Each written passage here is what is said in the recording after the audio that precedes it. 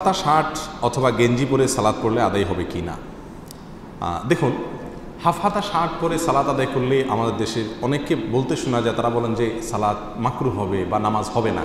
এই কথাটা সঠিক না। আসলে আমরা এর আগে কোনো একটা আলোচনা বোধহয় বলেছিলাম বা কোনো একটা প্রশ্ন উত্তরে বলেছিলাম, জামার হাতা অথবা নিচের কোনো অংশ ভাঁজ করে নামাজ পড়া নিষেধ, কিন্তু জামাটাই যদি বানানোই হয় হাফ, ওটা তার ভাঁজ করা না, তাহলে সেটা নিষিদ্ধের আওতায় পড়বে না। এটা হলো মূল কথা এবং বেসিক কথা। তবে একটা কথা মনে রাখা উচিত, এমন পোশাক পরে নামাজ আদায় করা উচিত যে পোশাক পরে আমি ভালো কোনো জায়গায় যাই, ভালো কোনো মজলিসে যাই।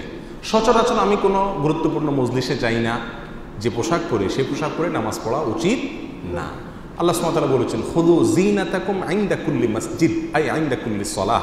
প্রত্যেক নামাজের সময় তোমরা সুন্দর কাপড় চোপড় পরো, ভালো কাপড় চোপড় পরো, যথাসম্ভব নিজেকে সাজাও।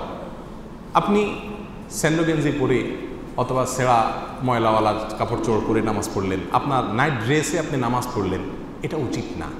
এখন হাফ হাতা আর ফুল হাতা কথা নয়, যে পোশাক পরে আপনি সম্ভ্রান্ত কোনো জায়গায় যান না সে পোশাক পরে সালাত আদায় করা উচিত না, কিন্তু যদি কেউ করে নামাজ আদায় হয়ে যাবে।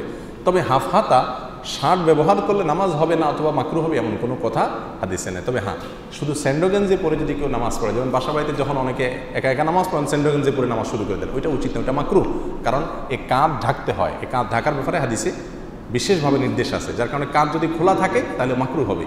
এই জন্য এটা যেন না হয়। এমন কোনো গেঞ্জি পরে নামাজ পড়তে আসা উচিত না যেটা পরে আপনি ভালো কোনো ব্যক্তির সাথে সাক্ষাৎ করতে যান না, তাহলে আল্লাহর সঙ্গে আপনি কীভাবে সাক্ষাৎ করতে আসবেন? কোরআনে নিষেধ আছে। বিধায় এরকম কোনো কাপড় চোপড় পরে সালাত আদায় করা উচিত না। এটা হলো বেসিক কথা।